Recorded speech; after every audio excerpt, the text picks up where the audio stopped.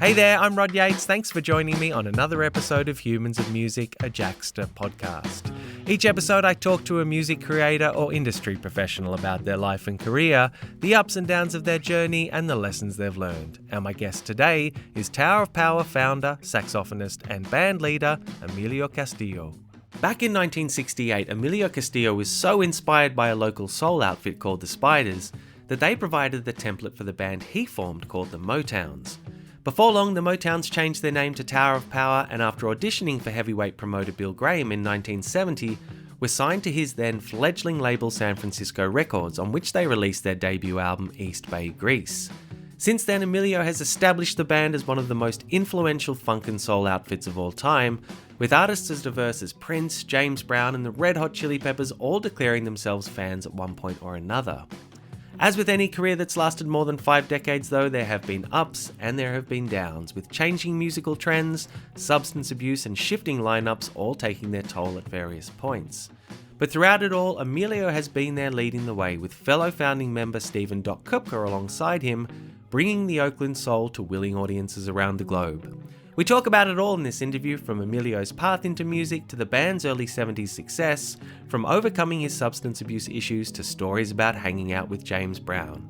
But we start by talking about Tower of Power's new live album 50 Years of Funk and Soul live at the Fox Theatre, which they recorded in 2018 across a 2-night stand in Oakland to mark their 50th anniversary. So look, I think a great place to start is obviously live at the Fox Theatre, which sounds like such a magical couple of nights. Was that your experience of it?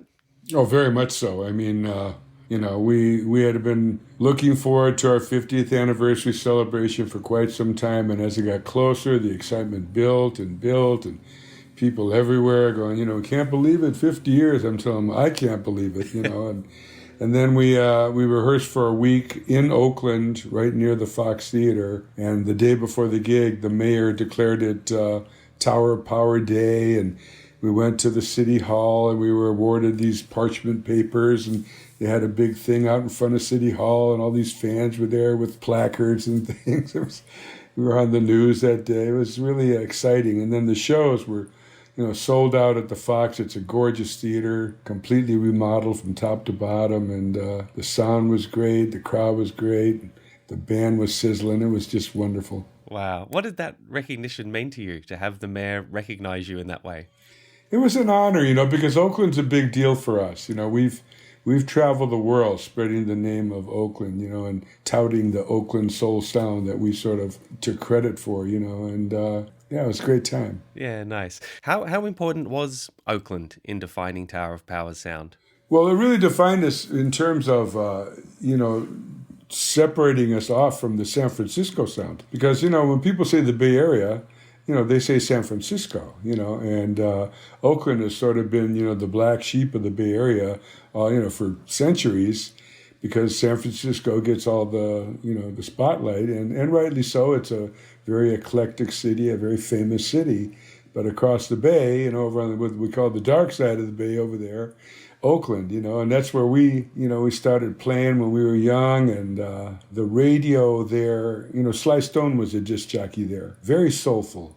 I always noticed it when I would leave town and come back, I noticed that the radio in L.A., nowhere near as soulful in different cities, but Oakland, real soulful. And so, it just influenced our sound. It separated us off from San Francisco, and we were able to really claim it because nobody really had before that. Right. Was there any sort of sense of competition between yourself and the San Francisco bands? Any musician or at least any band will, is lying if they tell you there's not competition. You're always out there to beat the other guy up. You wanna steal the show. That's just the nature of the beast as a band. But, in the Bay Area at that time, the San Francisco sound was what was famous, with the Grateful Dead and Jefferson Airplane and Quicksilver Messenger Service, Janis Joplin, Big Brother and the Holding Company. And that had all sort of run its course. And during that time, the promoter there, the big rock promoter, Bill Graham, he had sort of collectively tweaked the ear of the Bay Area by having shows with not only these psychedelic bands, but Buddy Miles and Willie Colon one night, and Miles Davis and Sam and Dave, along with Quicksilver Messenger Service and the Jefferson Airplane. And, that was when people were, starting with, smoking pot and taking psychedelics, and they were mind expanding, and, and they're out there going, oh, this is cool. Sam and Dave were like that, Otis Redding. Yeah. And so he just kind of tweaked the ear of the Bay Area, and that really tweaked the ear of the whole country, because everybody was looking to the Bay Area. They were setting the trend. But then the psychedelic thing has sort of run its course, and since everybody's ear had opened up, it made a door opening for bands like Tower of Power, Santana, Sly and the Family Stone. And we stepped right in at the right time, and Bill Graham signed us to our first record deal. That made all the difference. Yeah, and I definitely want to talk to you about Bill and that time at the Fillmore West. But if we can go back a little bit earlier to that, to your upbringing, in fact. I know you were born in Detroit and your family moved to Fremont in California when I think you were around about 11. And you've said that your life changed when you moved to California. In what way? Well, for one thing, I'm a little kid, so all my friends are in Detroit. Sure. So I have no friends, and, the first place we moved was San Francisco. We lived there for 3 months. And the first thing I noticed was that all these kids at the playground had one parent, and in Detroit, I didn't know anybody that had divorced parents. No one. Right. No kids. It was all families, and it just seemed there was an edge on these kids, and there was an edge to the people there. And, and then we moved out to Fremont. That was a suburb. And, as I say, I had no friends, so the radio became my friend. And right about the time the radio becomes my friend, Motown music becomes popular. And so I'm listening to the radio and I'm missing Detroit.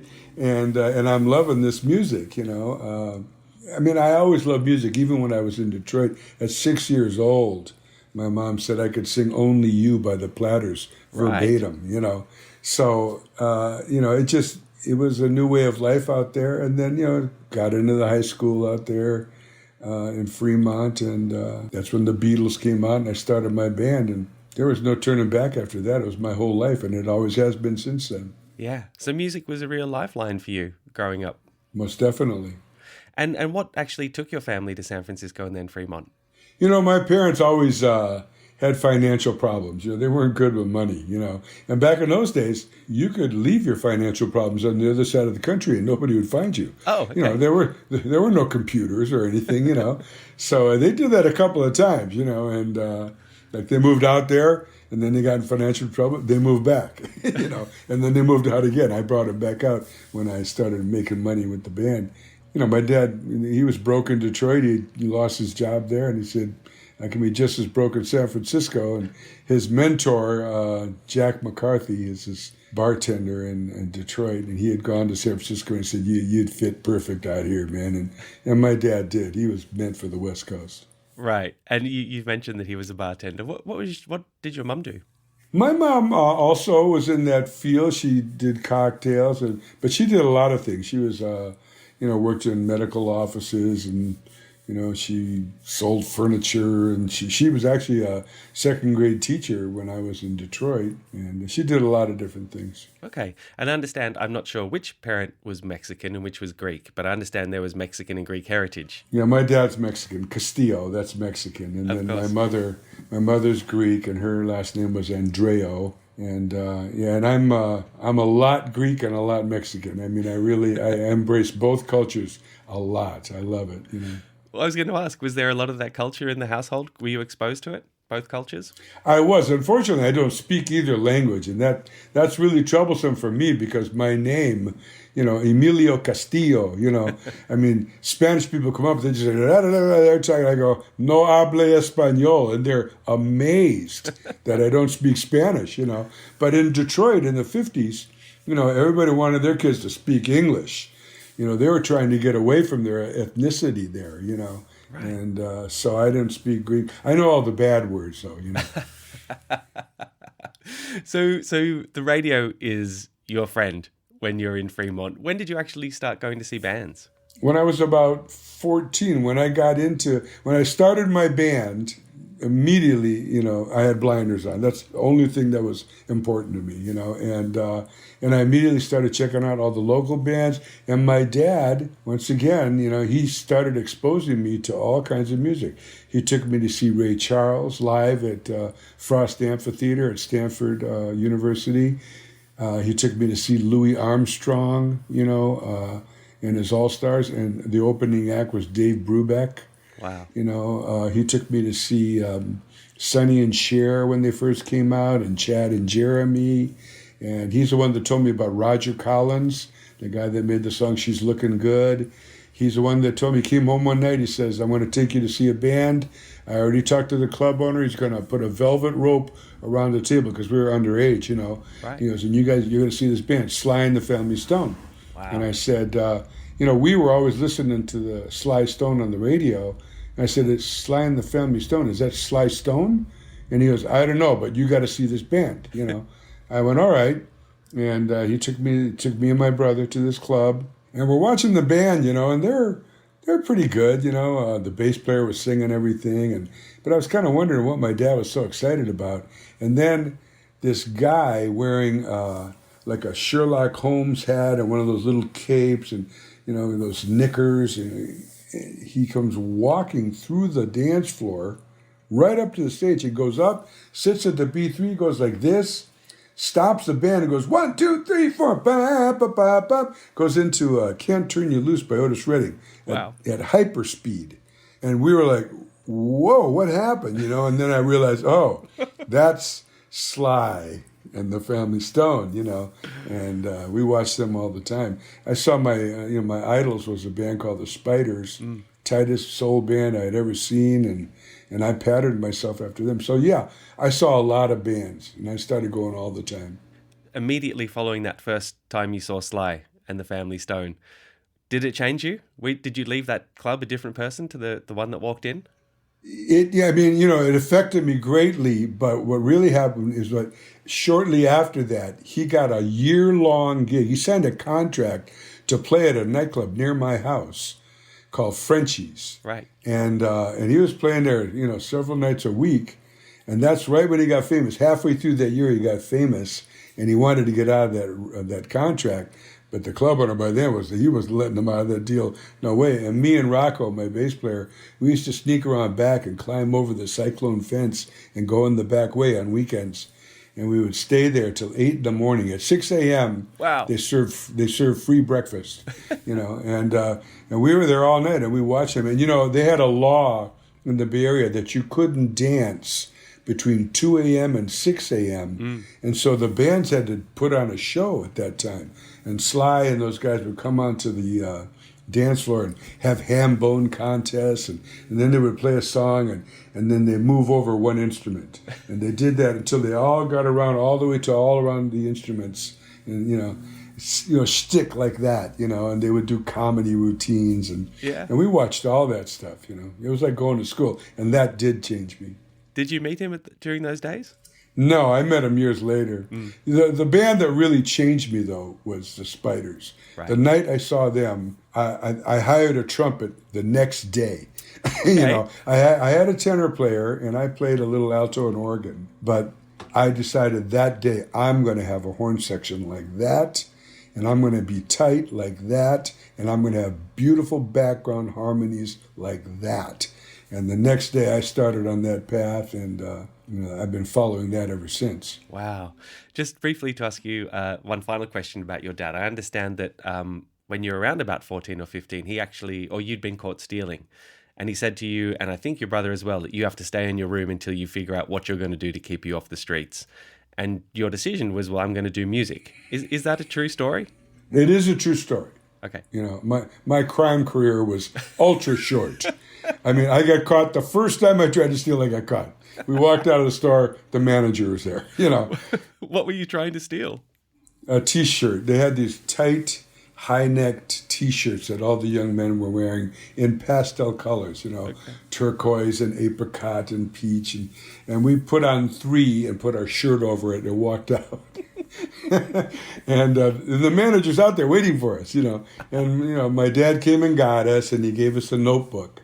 And he said, fill it with why you're never going to steal again as long as you live, and think of something that's going to keep you off the street this summer, or you're not coming out of that room, And we said, we want to play music, Dad. And he said, get in the car. He took us to Allegro Music in Fremont, and all the instruments were on the wall. And, I used to go see my dad when he was bartending at Nero's Nook at the Cabana Hotel in Palo Alto, which was like a Caesar's Palace kind of place. It was actually associated with Caesar's Palace. And I would go there in the afternoon to pick him up with my mom, and the band, they had show bands that played there, like the Big Beats and the Swingin' Lads and, bands like that with all these horns and stuff.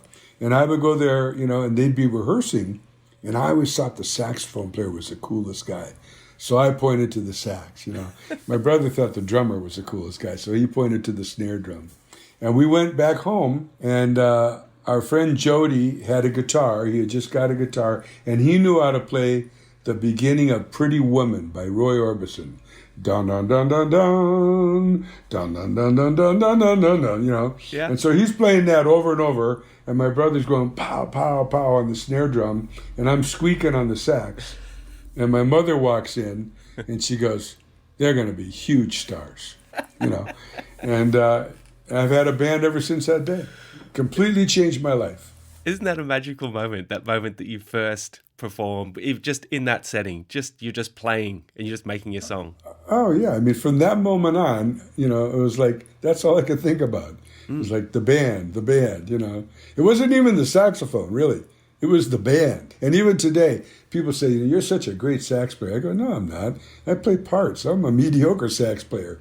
I sing a little bit, I write, I produce records a little bit. But what I am really is a band leader. For me, my instrument is the band. Yeah. So how many years, I know you're about 17, I think, when you started auditioning people for the Motowns, which would eventually morph into Tower of Power. So is that, a couple of years after getting your saxophone that you started to audition people, or was it quicker than that? Well, I was 14 years old, and we had a few different. We were playing rock and roll. Then I saw the Spiders, and I knew the other thing about the Spiders is that they made me decide that I'm going to play soul music. Mm-hmm. I never knew how emotional soul music made you till that night. And so, I had a soul band, and the first name we had was the Black Orpheus as a soul band, and that, we didn't like that. And then my mother, she said, you boys are from Detroit, me and my brother Jack. You boys are from Detroit. If you're going to play soul music, you should call yourselves the Motowns. Yeah. And we were like, oh, yeah. So we were the Motowns, and we wore suits, and we had little razor cuts. And right around that time, all the hippie thing was happening over in San Francisco, you know. And all those weird psychedelic bands were happening. But we were playing soul music.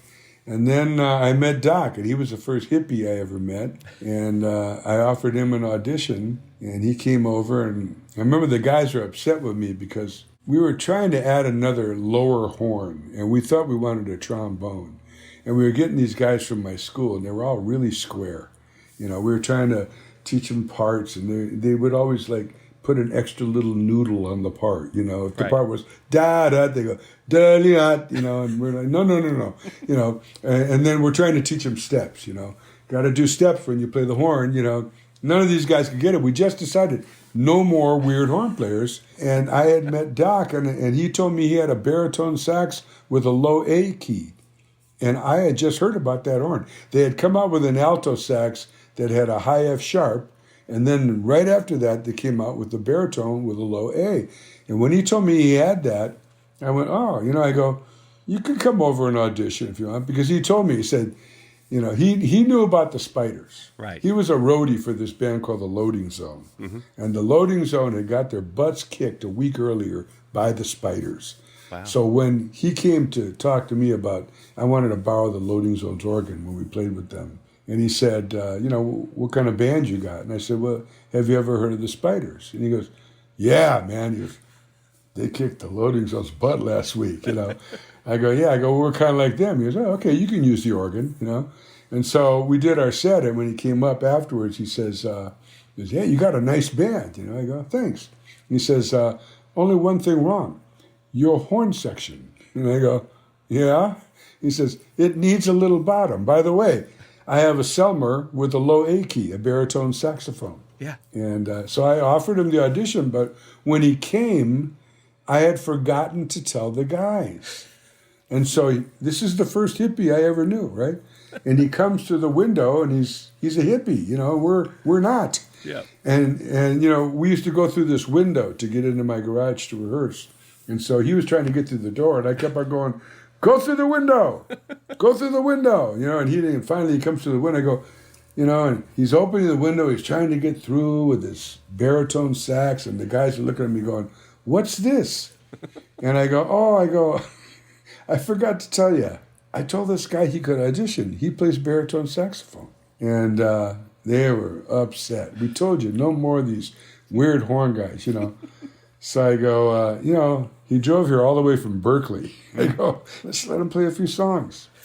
And so as soon as he started to play, man, like we were doing Cold Sweat, and he was like going, ba-rum, ba-dum, ba-rum. And man, their eyes got big. Wow. And that was it. And my dad walked out, and he goes, Mimi, come in the kitchen. My nickname is Mimi. Right. He goes, Mimi, come in the kitchen. I thought I was in trouble, and I go in there, and he says, hire this guy. He's got something. Wow. I go, yeah, he does, huh? And I came out, I told the guys, he's in the band. And they go, yeah. And that was it. He came in. And 52 years later, he's still there. Yeah, and he's we count him as a founding member because, really he's the one that convinced me to write songs, Up until that point, I was doing, obscure soul music, and I was changing it around, changing the beat, changing the horn parts, changing the backup parts. And he came to me and said, what you're doing with these songs is amazing, but why are we doing it to all these other people's songs? Why don't we write our own? Yeah. And I said, we can try that, and got together. First song out of the box was You're Still a Young Man. Which is incredible. Do you remember the moment? How you felt after writing that? Did you realize that you'd hit on something? Well, that's also the night that he taught me how to smoke pot and drink Bacardi and rum. So, I know that we were having fun and it was creative and I felt that high, but it was also kind of blurred with the high of the first indulgence, And you spoke earlier about the after hours clubs, and I know that when you were still underage, you were playing some of the underage clubs around Oakland. I think one in particular in the East Bay called Little Richard's, and this whole scene inspired the song Down to the Nightclub, if I understand correctly. Can you please explain to me what that after hours scene was and how it worked? Well, on weekends, certain clubs would stay open after 2 a.m. All the clubs closed at 2 a.m. because you couldn't serve liquor. But certain clubs stayed open from 2 a.m. to 6 a.m. and they sold what they call setups. They sold Cokes and whatever, and people would go out to the parking lot and get drunk, and come back in and have Cokes, and they would dance, And so those after-hours joints, they needed good bands to dance to. Right. And we were good to dance to, And so in some places, they were after hours only. Like there was a place in Hayward called Soul City, and that was only after hours. It opened at 2 a.m. on Saturday night and 2 a.m. on Sunday night and also on Friday night. So 3 nights a week. And it was after hours only. And you had to, do a show. You couldn't just play because there was also a law in the Bay Area. You couldn't dance between those hours. So no booze and no dancing, And so you had to entertain these people. It was good training for the bands. I was going to say, what did you learn about entertaining people during those years? A lot. Everything I know about entertainment, I learned during those years. And I watched a lot of great bands. Not only the Spiders and Sly and the Family Stone, there was the International Five and just all these wonderful, wonderful bands. And I would watch them. And they all had different things. This one band, the guy was an incredible bass player, but he could also sing, like super soulful, and so could the guitar player. So they did all these Sam and Dave songs, really cool. But the bass player, he was able to play with one hand. He would just go like this, instead of going like this, he would just go like this and sing simultaneously and entertain as he was doing it. He'd point while he's playing the bass and singing, and he'd be pointing at this girl and singing to her, the International 5½, they had this guy played the organ. He would do I Who Have Nothing, and in the middle of it, he would break down crying. And this guy was so handsome. He was actually beautiful. He was one of the most handsome men that I ever saw in my life. And the girls were nuts for this guy.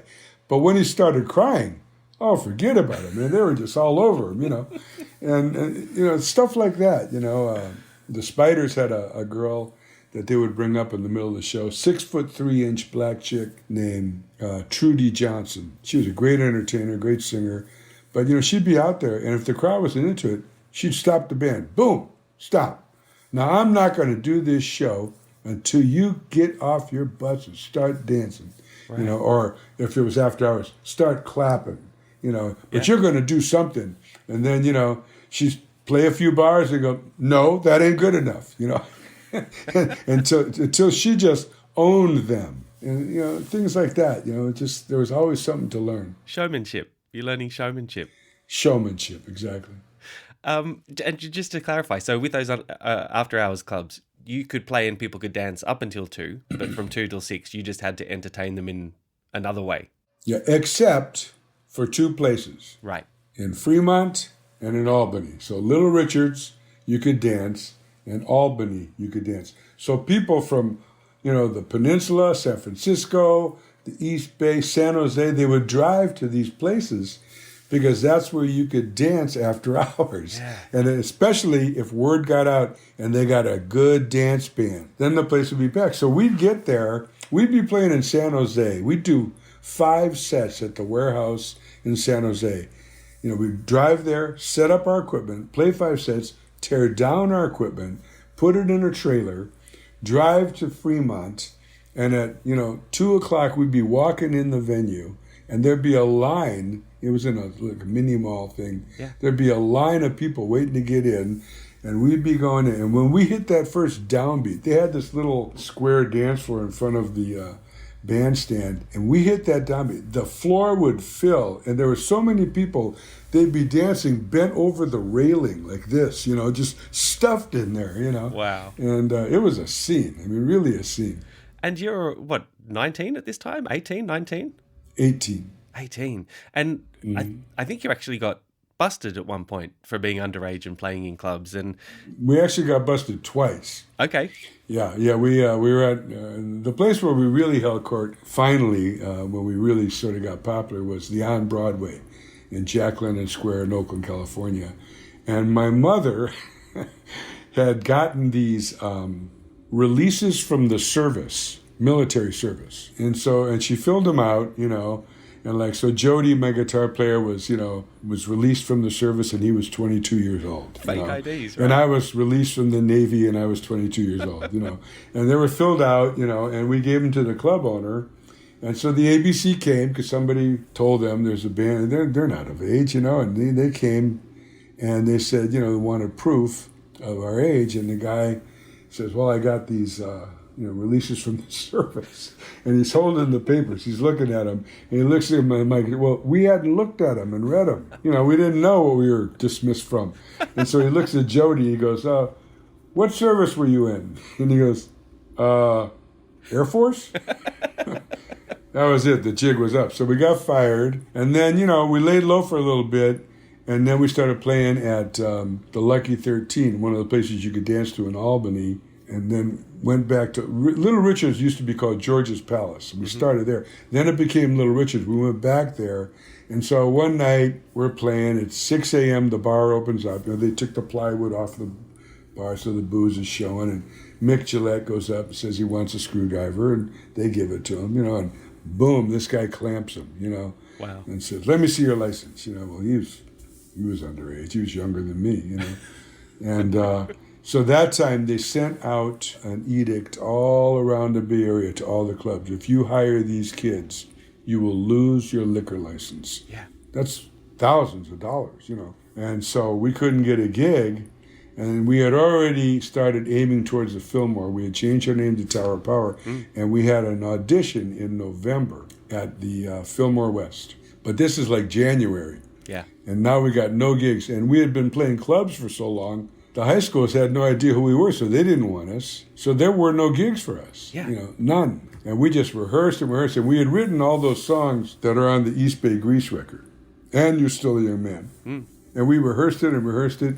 You know, at that time, my parents had moved back to Detroit, so we're out there alone. Wow. And my brother's girlfriend, who became his wife, she used to cook 3 lasagnas a week. You know, we would eat half a lasagna and save it for the next day, and eat half a lasagna. You know, just broke as can be. So by the end, you know, it was like everybody was broke. And I told the guys, I said, when the gig's over tonight, I'm going back to Detroit for the holidays to be with my parents, and unless something happens, I'm not coming back. Yeah. Well, everybody was devastated because we loved the band, you know. Doc in particular, just devastated, you know. And I flew to Detroit, and a few days later, he calls me up. He says, "You got to come back. You got to come back. He dug it. He dug it." And I go, "Who dug it?" And he goes, "Bill Graham. He wants to sign us. You got to come back." Wow. And I had this Vox organ that I rarely played because I was used to playing the B3 at the nightclubs. And I said, "Hock the organ and send me a ticket." And I flew back, and we got our first record deal. Well, I want to ask you about Bill and the Fillmore West, but just carrying on that theme of being banned. From what I understand is that once you'd signed with Bill and Bill understood that you couldn't play anywhere, he sent you down to Mexico for a 14-day tour, Yes. during which you encountered Jim Morrison. What Yes. could you remember of Jim? Jim, really, really nice guy in the morning. Yeah, really nice. I mean, just a gentleman, real talkative, just nice cat, you know, easy to talk to. Wasn't like a star, you know, just regular guy, you know. But already he was drinking, you know, screwdrivers or Bloody Marys, Right. you know, in the morning. And then by about 1 o'clock, we'd be headed out the hotel, out the front door of the Suites Imperador Hotel, which is on the Zona Rosa, which is a circular thing where all these streets come in like this, and there's a ton of traffic. And you know, those Mexicans, they drive nuts. They're just, and so there's traffic going all over. And we walk out the door, and we hear, "Hey, you," he's cursing us. "Hey, you," you know. We look up, and it's Jim swearing at us, you know, and he's hanging over the balcony like this, you know. And the next thing we know, he throws up. And we're like, oh, man, you know. And then I remember the promoter was named Mario Olmos, really great guy. And he's the guy, he was friends with Jim. And so he threw a press party for the two bands. It was us and this band called Kimberly. And there was this really cool band there playing called the Love Army. Really good, you know. And I remember they took me and Doc, they said, "You want to smoke some real Acapulco Gold?" And they took us, and we went up these stairs, you know, and God smoked that. And man, I remember coming down the stairs was a lot harder than going up, you know. But when we got back, they got up on stage, and they were getting ready to play, and Jim Morrison jumps up. And they had these pedestals, these round pedestals. There was a big one for the drums, and then a smaller one for the guitar and bass, and then an even smaller one for the singer, like these round cylinders. And he jumped up on the singer's pedestal and took the mic and grabbed the microphone. And, you know, back then they had mics with cords, you know. And he goes, "Let's play some good old-fashioned American blues, some rock and roll." And he goes like this, and the cord caught the cymbal, and he goes like that, and the cymbal goes, you know, and the other one goes, and oh man, it was just a mess, unbelievable. Did you look at someone like Jim? Was he a cautionary tale for you? Did you view him as this is how it could end up? No, I was too young. We were just like, you know, that was the first road, you know, our first time we ever went on the road, ever. Yeah. You know, we had never left the Bay Area as a band. And now all of a sudden we're going to Mexico City, you know. And not only that, we were supposed to play, we went down there for 14 days. We're supposed to play 10 and be off for 4. But, you know, they had a riot at a Grateful Dead concert 2 years previous, and they had banned all concerts. And they wanted to bring Santana down. So they were trying some of Bill's lesser-known bands first to see how the Federales were going to respond. Well, the Federales came out in full force. They surrounded the venue, and they had those, you know, like Pancho Villa, you know, bullets, things, and machine guns, and, you know, and so nobody came. Oh, wow. There was like 4 people at the gig, you know, and we did 4 nights, and Mario almost said, "That's it, I can't do no more." So we were down there, we had 10 days off.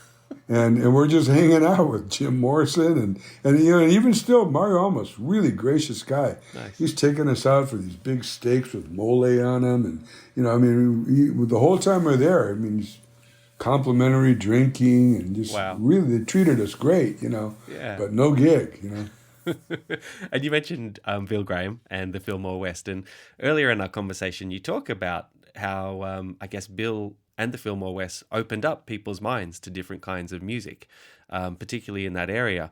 What did you learn from Bill? I learned a lot of things from Bill. Bill was a great businessman. He was an intense personality, and he knew how to use that intensity. He could be intense with anger, and he could be intense with kindness. He knew how to book shows that were eclectic to the extreme and yet completely palatable to a wide variety of people. He paved the way for corporate rock and roll that we know today. All these tours you see with 18 tour buses and people blowing up out of the stage and all that. None of that would be happening had it not been for Bill Graham. And my career as band leader for Tower of Power for 50 years would not be happening, I don't think, had not he had the foresight to go, wow, this band, he liked rhythm, and he liked horns, and he liked soul, and he signed us. That changed my life. So he was a real pioneer. You sounded genuinely surprised when you found out that he wanted to sign you. Why were you so surprised? I was shocked, completely shocked. There was nothing in me that thought he would ever want to sign us. We weren't like the other bands.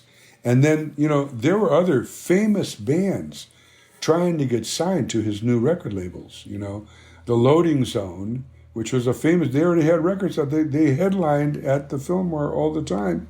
And they had Linda Tillery, this big, heavy black chick, Sweet Linda. She started a band called Sweet Linda Divine.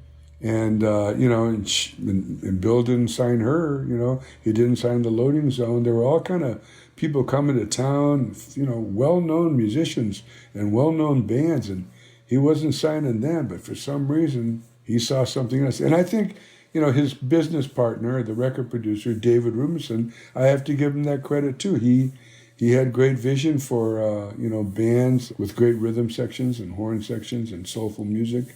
So between the two of them, they chose us. They saw something there. Was there animosity from the other bands who didn't get signed? Some of those bigger bands who perhaps would have expected to get signed? I think they were shocked. We knew the Loading Zone because Doc was a roadie for them. Yeah. And we knew their manager, Ron Barnett, and he became our first manager because we didn't know what to do when we got the record deal. We had the contract. We were like, what do we do now, So we went to see Ron, and we said, look, and we gave him the contract, and he was stunned, and he liked us. He knew how good we were, and he loved soul music, because the Loading Zone, they were a hippie soul band. They were trying to be a soul band, but they were like a hippie soul band, which it just wasn't working, but he would look at us like, these kids are something else. And we handed him that contract. He was stunned, And as a matter of fact, I don't think he could even talk. He just said, let me look this over and I'll get back to you in a couple of days. And then a couple of days later, he called up and he said, I'd like to meet with the band. Where are you at? And we said, we're in Fremont. He said, all right, give me the address and I'll drive there. We were stunned. Like, he's going to drive to our house? This is Ron Barnett, the famous rock and roll manager. He deals with Bill Graham all the time, Yeah. And he drove out there, and the first thing he said was, I just want to get something straight right from the beginning. If I manage you, whatever I tell you to do, you are to do it.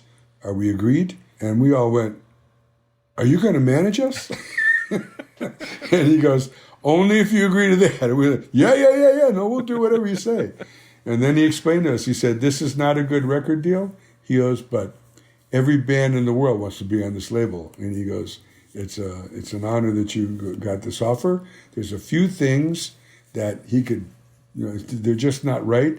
And I will fight to change those things, but we're not going to change much because you have no bargaining position, whatever. And we said, okay. And he got those things changed. He went to Bill and he got them changed, and we signed the deal. After the break, Emilio talks about Tower of Power's early success, his journey to sobriety, and his final conversation with bassist Rocco Prestia. Welcome back to Humans of Music and my interview with Tower of Power founder, saxophonist and band leader, Emilio Castillo. And then you head into the studio to record East Bay Grease in 1970. Yes. What do you remember of how you were feeling walking into that studio and the excitement?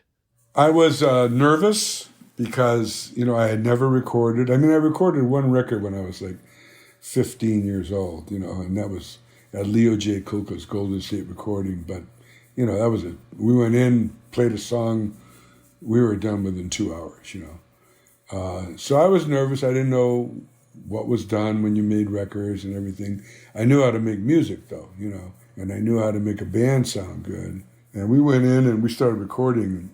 I'm watching David Rubinson, and I'm immediately thinking to myself, I would fix that. I would change it. I saw things that I would do that he didn't do, but I didn't say anything because I was a nobody and I had no clue what was going on there, But that opened the door for me to recording, and after that we recorded with Steve Cropper and Ronnie Capone, and same thing. I noticed certain things that they were okay with that I was not, and because we were always fanatical about soulfulness and being tight. And I think, they were a little looser with that concept. And so the third album, the one with What Is Hip and So Very Hard to Go, I produced that with the guys, and we made it the way we wanted it to be, Yeah. Where do you think you got that discipline from? The Spiders. Really? Yeah. I used to go watch them rehearse. When I saw them and I decided I'm going to try to be like them, I immediately went, I found out where they were playing. I went all the time, found out who their manager was, became friends with him. He became our manager. And when that happened, I would go to all their rehearsals and I would watch, John Whitney, the guitar player, and Mike Tacker, the drummer, the way they would put the songs together and, how they arranged the harmonies and did the horn parts. And, and plus I had this guy, Terry Saunders, teaching my band once a week when I was younger. My dad had hired him, just come in and teach him how to play a song as a band. And we had told him, we want to be like the Spiders. And he had just heard them. And he said, yeah, man, we'll do that. And we'll take it to him, Yeah. And so I had these two influences, and I'm learning from both of them on how to be tight and how to be soulful. Okay. And so East Bay Grease, I guess it sets off an incredible run of albums, particularly in the first half of the 70s, when you think Bump City, Tower of Power, Back to Oakland, and Urban Renewal. What do you think you hit on that resonated? Well, there's a lot of factors to our sound. For one thing, we have the horn section, and that's the first thing everybody notices, because every band has a rhythm section, and every band has singers. But, especially at this time, you could count on your hand how many bands had horns, and especially horns like ours. We had 5, and it was a big part of our sound.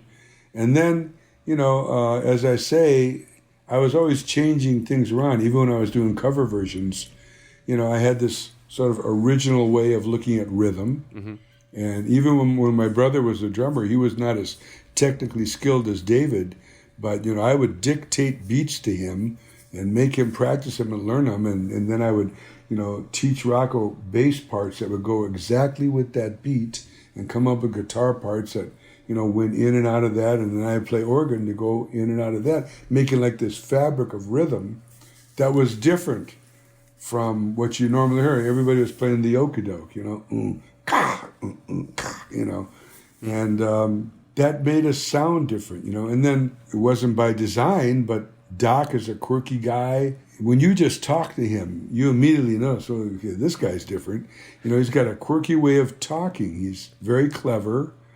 He comes up with all these quips. He's really soulful. So when we started writing, I had all this soul background and rhythm background, and I knew how to play guitar and organ, and he was a keyboard player. And then between the two of us, he'd come up with these kind of quirky ideas that were hard to grasp. And I was like the interpreter, I said, well, we could do that, but let's do this. And between the two of us, we came up with this sort of unique songwriting style. They're just different types of songs. And I think that's what separated us from a lot of different bands was, it's not as though we wrote hits, really. They weren't like mainstream hits, but they became timeless, Sure. I mean, they've lasted all these years. Yeah. And they separated us out from the rest, and people resonated with it. Do you have a song from that era that you are particularly fond of? Whether it's the memory of writing it and recording it, or just the fact that you still play it today, is there one that really always resonates with you? Well, the one I always talk about is Only So Much Oil in the Ground. You know, there was the first oil spill that ever happened was in the Bay Area, you know. And I remember on the news, they were showing these people trying to rescue all these birds, these seagulls and pigeons and whatever that had oil on them. And I remember Doc saying, you know, we should write a song called Only So Much Oil in the Ground. Yeah. And he told me this story. When he was a kid, he was, instead of acting out in school, and he got called into the principal's office. And the guy goes, Stephen, is there anything that bothers you? And Doc goes, yeah, there is. And he goes, what's that, Stephen? And he goes, what are we going to do when we run out of oil? And the guy goes, Stephen, go back to class. He just kicks him out of the office, you know. And he said, you know, let's write a song about, you know, what's going to happen if we keep on abusing, you know, our resources. And, you know, that song has got more pertinent every year that we played it. And when I recorded it, I remember raving to Ron Barnett, my manager, this is the best record we've ever made. I mean, it's got the grooviest beat, the coolest chord changes, the best horn arrangement, the background vocals over the organ solo on the ride out, Chester Thompson burning it, Lenny Pickett's sax solo, Lenny Williams singing lead over all of it. The lyric content is phenomenal. I'm just raving, you know. It's going to be the biggest record ever. Well, it got released as a single. It didn't do nothing, you know. But we still play it today. Yeah. And it goes over every time. I mean, it resonates more every year. So it's one of my favorites. How do you think the success at that time changed you? You know, people ask me, you know, was there a point that you realized that you had made it? I had very small vision. You know, I was just always like in a cocoon. To me, everything was just the band. But it was never about, like, we did this or I didn't think that way, you know. But I will say that, you know, as we started making more money and as the drug thing in the Bay Area got out of control, I became a part of that, and that changed me in a negative way. And I paid the price for that over the years. You know, in the Bay Area in the 60s, when it was pot and psychedelics, it was like, you know, let's get high and make music, you know, and have fun, you know. But when the 70s came, cocaine came in and heroin came in, and pretty soon it was like, you know, people were making music to supply their habit. You know, and it wasn't about the music, it was about the drugs. And I was always about the music, but I got really strung out and dependent. And so, you know, it was just downhill. That's the same for anybody. I mean, anybody who gets caught up in that, it never goes good. There's no success stories, you know, from drinking and drugging. And I finally sobered up in '88 and everything got better. Yeah. What were you looking for in drugs and alcohol, do you think? Well, at the time, as I say, you know, I didn't think about things very much. I was really immature. I just was trying to live life. But what I realized in sobriety, looking back, was, you know, my parents had left me when I was 17. I was an immature 17-year-old. I was out there, you know, just one day, I'm like all my life, I'm living in a home with my parents. And then all of a sudden, we got to find a house. I'm going to live with my brother. I'm going to be all alone, you know. And that's right when I started really drinking and using. And I know what it was. I'm trying to squash down those feelings of abandonment and, you know, emotional feelings. And I did a good job at that, you know. I stayed numb for almost 20 years. But when I got sober, all those feelings came out, you know. It was like the spirit within me was like, okay, I'm waking up now. And, you know, I had anger and I had... you know, fear, and I had pain, and, you know, but, you know, in sobriety, I learned how to deal with all that stuff. Yeah. Just last question about the drug use. At what point do you think it overcame you, that you weren't able to function as you'd hoped? Well, what happened for me the last year or so of my drinking and using, I couldn't even get high anymore. I had narcotics, and I'm doing them every day, so I shouldn't be sick. I shouldn't be in withdrawals, but my nose is running, my eyes are watering, I got the chicken skin and the cold sweats, and, I'm totally in withdrawals, but I have dope, and I'm drinking daily again. And every time I drink, I get pancreatitis and go in the hospital. And so I couldn't get drunk and I couldn't get high, and yet I couldn't stop myself from spending all my money on it, no matter what I did, And so I had tremendous shame. Like, why am I'm not a bad person. I don't want to be a bad person. I don't think I am. Why am I doing this? And why can't I be like them? I look at people, I see people that drank and drugged, and then it was like, got to be too much, they gave it up, And I looked at other people, my brother, he had a couple of kids, he'd throw them in the van and take them to Disneyland. I'd be like, how does he do that? I had no idea.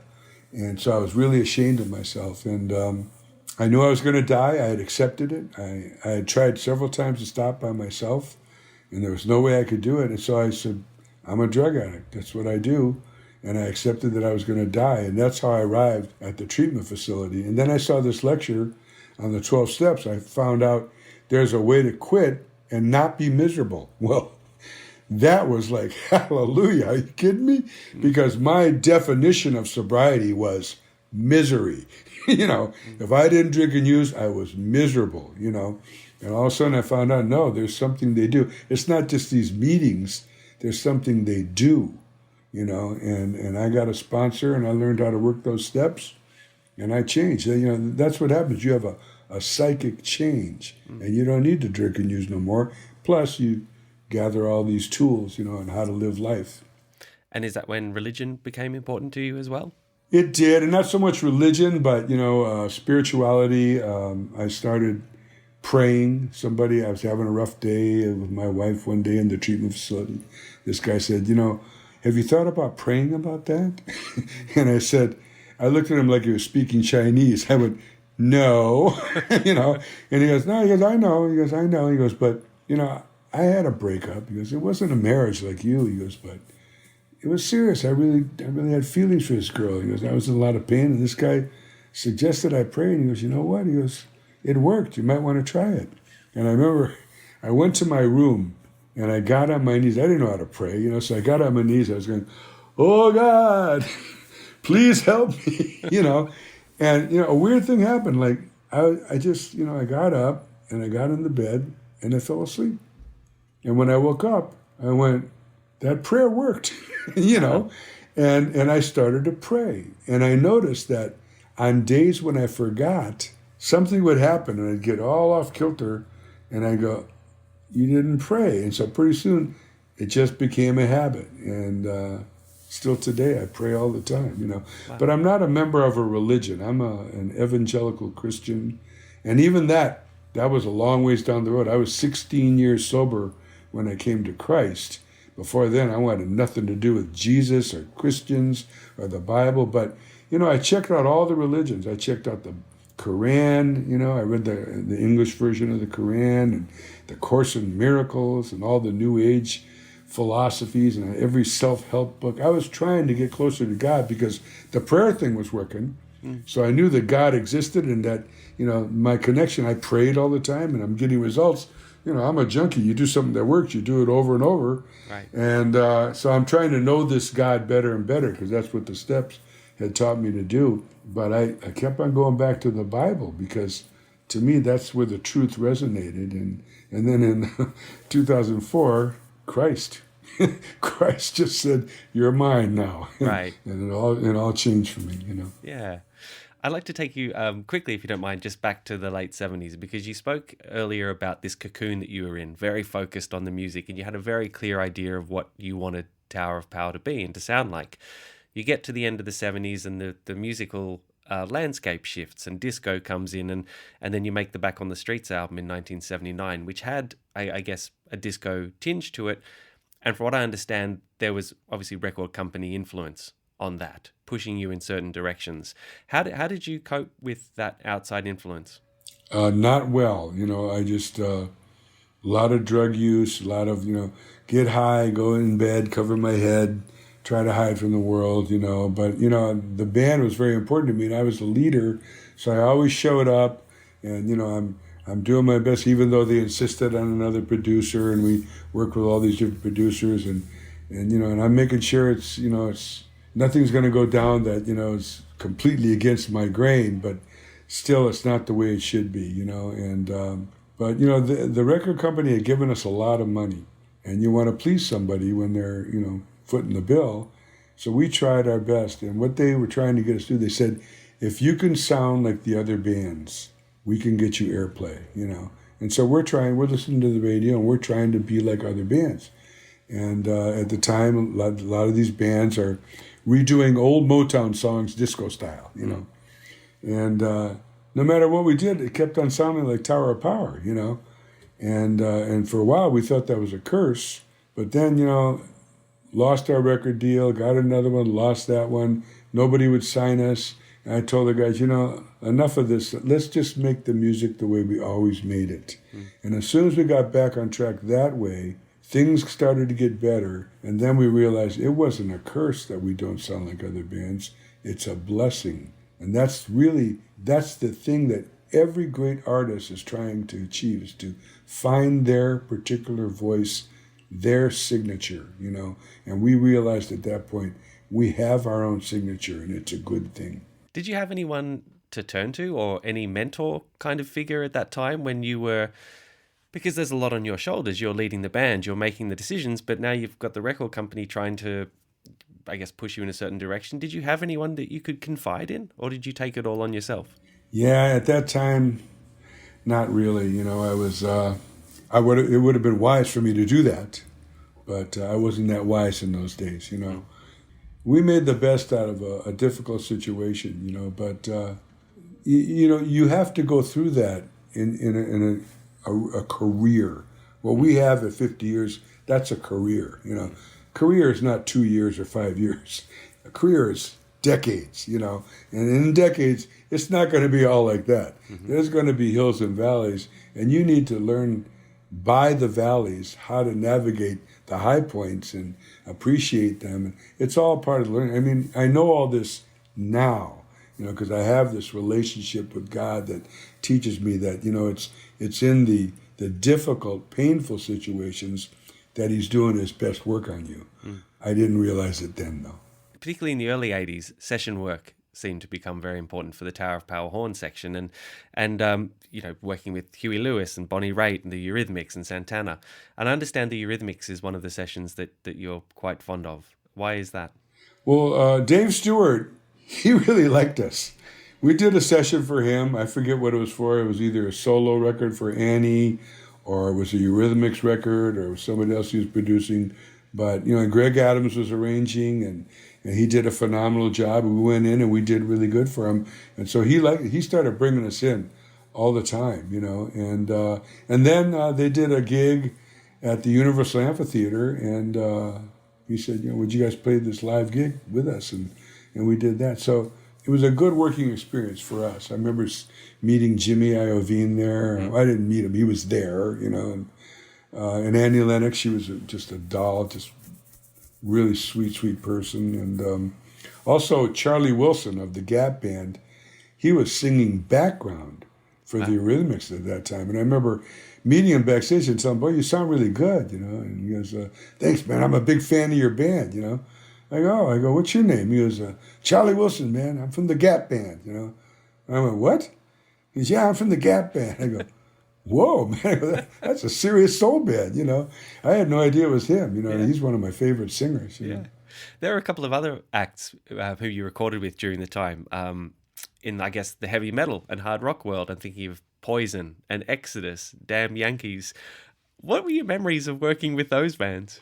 Those sessions were mostly, we go in with the producer, okay, lay down the parts. Those sessions are really easy for us because by then, Greg Adams arranging, he had learned the less is more concept. And so we never got in the way. I mean, those bands have big rock star guitarists and rock star singers. And, you never want to get in, you don't want to put big horn parts right where those guys are featured. You want to play around them. And so we knew how to go, bow, and guitar's doing it, bat it, so wherever we played, it's like it was really noticeable because we weren't in there, bow, ba-da-da-da-da. We were filling all the gaps. Yeah.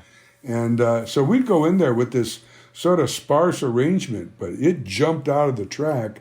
And when they went to mix it, they could make us really loud in the mix and still have all their key players really prominent in the mix. It just worked. And so those sessions were easy and quick, and usually we didn't meet the artists. They were, sometimes a couple of the guys were there. I remember when we did PIL, a couple of those guys were there. Okay. But I don't remember the guys from Poison meeting them or Damn Yankees. Okay. But I remember the session went really well. Yeah, there was obviously a versatility to you. And I know James Brown was a big fan of the Tower of Power horn section. Yeah. What are your memories of James? Well, James was a big fan of the band. And I have a really cool story about James Brown. When I was 24 years old and I met my first wife, I took her on her first date, and we went to Circle Star Theater, and by then, we were already big, and we had played Circle Star and headlined there 2, 3, 4 times. And I just went to the back door, and I knocked on the door, and this girl came to the door, and I said, I'm Emilio Castillo from Tower of Power. I'm on James Brown's guest list. And she says, well, I don't see your name. And I go, sure, I'm on the list. And so next she goes back, and this really pretty black girl comes, and she goes, Emilio, Tower of Power. And I go, yeah. She goes, come in. And there's 4 of us, we come in, we go in the back, and we go into this room, and, I saw the room. It was my dressing room when I was there, right. And there was a bunch of drinks set up there. So I went and got a cup of coffee. And as I'm getting the cup of coffee, I hear this voice from behind me, and I hear, do you know where you are? And I turn around, there's this huge black guy, and he says, do you know where you are? And I go, yeah, I'm at the Circle Star Theater. And he goes, do you know where you are? You are in Mr. James Brown's personal dressing room. And I go, oh, I'm sorry. I go, this was my dressing room when I was here. And he goes, who are you? And I go, I'm Emilio Castillo. I play with Tower of Power. He goes, oh, he says, Mr. Brown is just doing his hair. He'll be out in a moment. I go, okay. And a few minutes later, here comes James Brown with rollers in his hair. And he's sitting down on a chair, and this girl's taking out the rollers. And he goes, Tower of Power, I love you guys, man. He goes, I have a thing called Record Day with my band. He goes, every Tuesday we have Record Day. We get the newly released albums, and we review them. We listen to them all together. He goes, Tower of Power is the only group that makes it through all the way from side A to side B, beginning to end. Love Tower of Power. And I was floored. Wow. I couldn't believe it, And then he sent us out, gave us these really great seats. And when he got out there, he acknowledges me, and he says, and I dedicate this set to Tower of Power. I was stunned. And mind you, I'm trying to impress this girl. Well, within a year, I was married to her. To be the leader of Tower of Power for 52 years now, you've spoken about the influence of the Spiders on you, but what about anyone else who, I guess, helped mentor you or helped provide you with direction or an example of how to lead a band? Of how to lead a band. Well, the biggest influence on me in being a leader was my father. And I'll tell you why. My dad, as I said, was a bartender, and sometimes he was a manager of restaurants. He was always in a high position where he had people that worked for him in the venue. And we used to go and pick him up at work. And, we'd drive up. He might be working at a country club, and there'd be a gate. And we'd drive up, and we'd say, we're here to pick up Jack Castillo. And the guy would go, oh, you're Mr. C's son. I love me some Mr. C, And, we drive in, and as soon as we come in, the waitresses, the waiter, you guys are Mr. C's kids. Yeah, everybody talked really highly about my dad, And what I noticed was that my father, he knew how to joke with people. He had a really, easy personality, and he was funny. But he had a face like me.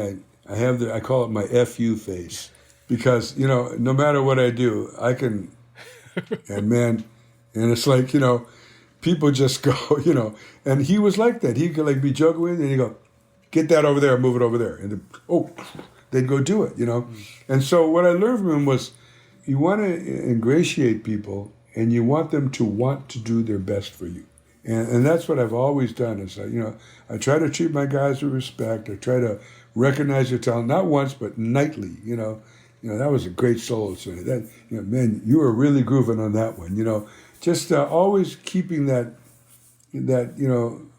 camaraderie going so that when I need to go and, sound on them about something uncomfortable, they know that I'm coming from the heart. Look, we got to deal with this, I'm not trying to be a jerk here. This needs to be dealt with, and I have a way of doing it.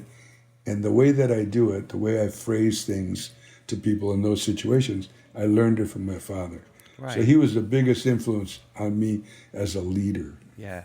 And you've had to make some tough calls during that time. Of course, any career that lasts 5 decades, you have to make tough decisions and you have to let people go. Have you needed to be ruthless at points? I don't know if ruthless is the word. I remember finding this one horn player, and and he was like not accepting it. and pretty soon he sort of started whining, and I said, hey, I go, snap out of it, man. It's not a big deal. We still love you. We're just going to go on. You're going to be okay, Just got to let him know. I mean, sometimes you got to okay, look, man, here's the truth. This is what it is, I remember I fired one guy. I fired him twice. He was in the band twice. And the second time I fired him, I was always telling him he was a great player, phenomenal, but he had the habit of playing too much, And I would tell him, I go, look, man, I know you got all these chops, but it's a band. And you have to listen to the band, and you're playing too much. And the guys are sounding on me about it.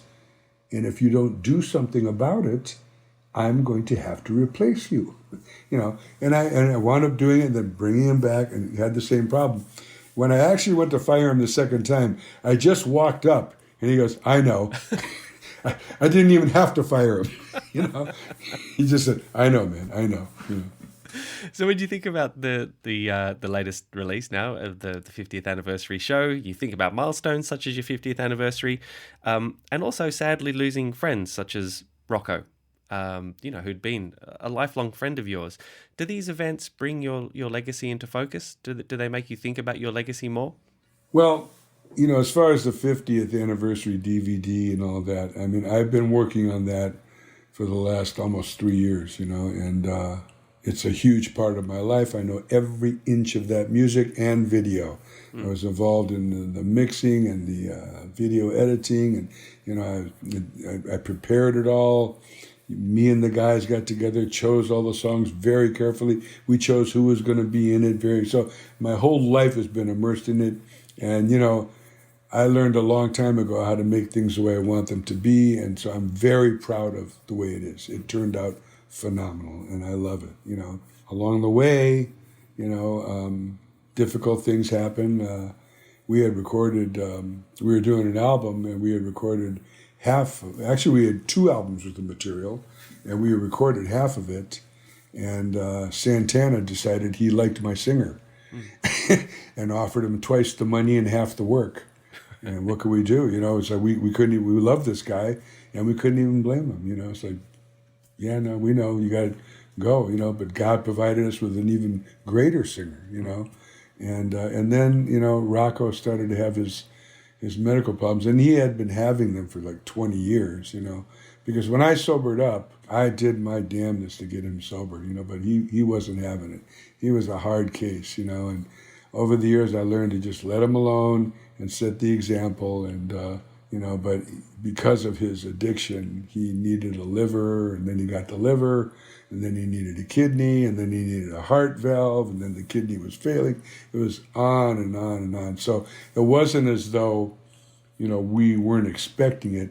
We thought he was going to die probably 50 times before he died over the past 15 years, And every time he didn't die, we'd say, that guy, man, he's going to be laughing at our funerals.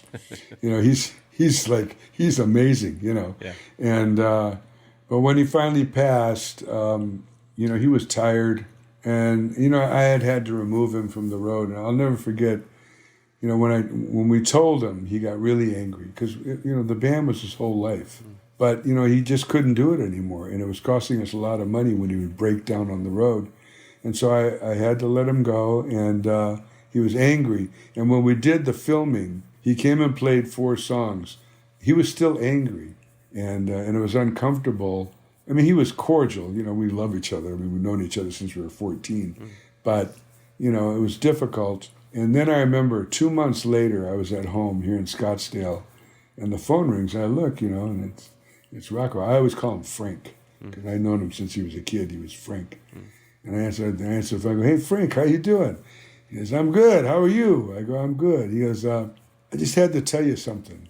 I go, "What's that?" He goes, "I'm not mad anymore." And, it's just like it just made me want to cry. I go, "Frank, I'm really happy to hear that, man." I go, "Life's too short for us to be mad at each other."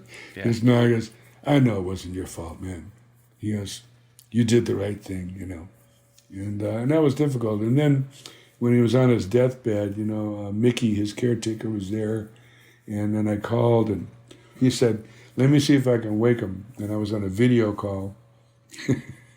And he puts the phone, and he turned, I go, "Hey, Frank, how you doing?" He goes, "Hey," So I told him about this story. When we were kids, he had a 39 Oldsmobile.